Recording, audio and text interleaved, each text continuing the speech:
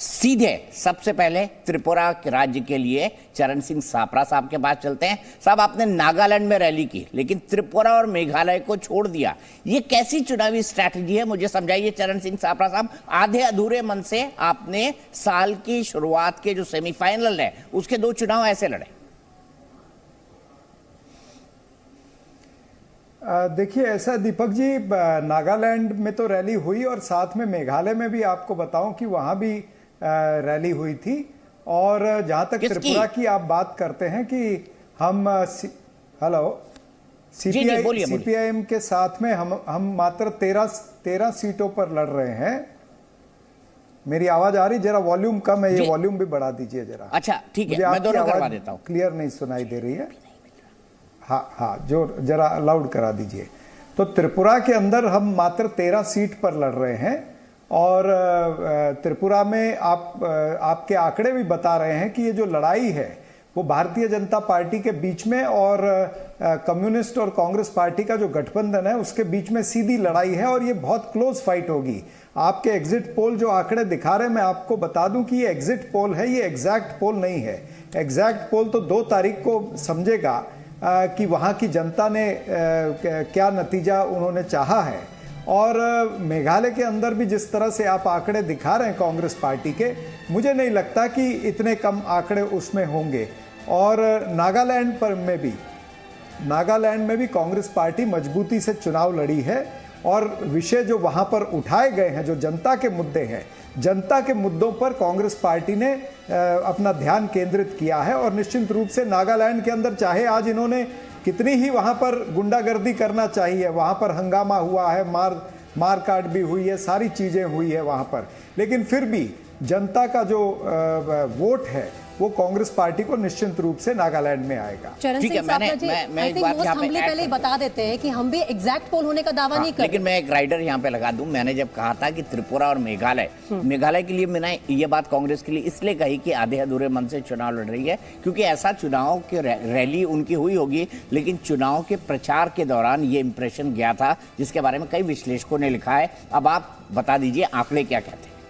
तो इस वक्त जो चरण सिंह सापरा जी, आंकड़े मैं आपको बता देती हूँ एक बार। एक तो ये राइडर हम भी बता देते हैं कि एग्जैक्ट पोल होने का दावा नहीं करते, क्योंकि वोटर के मन में क्या है वो तो चुनाव के नतीजों वाले दिन ही साफ होगा। आपने बिल्कुल ठीक कहा कि 2 तारीख को वो क्लियर हो जाएगा। त्रिपुरा की जो 60 सीटें हैं, एक बार आप उन पे जो अनुमान है उन्हें देख लीजिए। बीजेपी के अलायंस को 29 से 36 सीटें यहाँ पर मिलने का अनुमान है। साथ ही अगर हम बात करें सीपीएम और कांग्रेस के अलायंस की, तो 13 से 21 सीटें मिल रही हैं। त्रिपुरा जो पार्टी पहली बार मैदान में उतरी है, उन्हें 11 से 16 सीटें मिलने का अनुमान है और ये बड़ी बात है कि पहली बार ही वोटर के दिल में उन्होंने अपनी जगह बना ली है। और अगर अन्य की बात की जाए तो 0 से 3 आती है।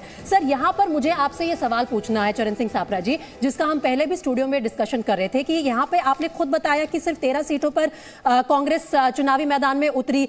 लेफ्ट पार्टी के साथ, जो कि पिछले चुनाव तक आपके कट्टर दुश्मन माने जाते थे, मेन प्रतिद्वंदी माने जाते थे, उनके साथ अलायंस बनाने के पीछे कांग्रेस पार्टी का लॉजिक क्या रहा? क्योंकि लगता नहीं है कि उसका कोई खास फायदा पहुंचा है।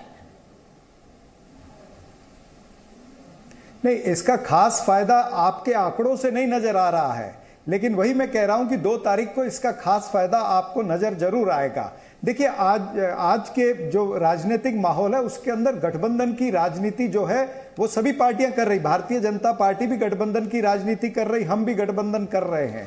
तो वहां पर ऐसी परिस्थिति थी कि जहां पर कम्युनिस्ट और कांग्रेस पार्टी एक साथ भारतीय जनता पार्टी को हराने के लिए एक साथ आ सकते थे, वो हुआ है गठबंधन। यानी हमने एक दिखाया है कि अगर सभी विपक्षी पार्टियां, यानी ये उदाहरण मात्र त्रिपुरा तक सीमित नहीं है, ये एक देश के विभिन्न राज्यों के अंदर भी ये मैसेज गया है कि अगर आपको भारतीय जनता पार्टी को हराना है तो निश्चित रूप से सभी को इकट्ठा आना पड़ेगा, अपनी आइडियोलॉजी को अपने स्तर पर रखते हुए।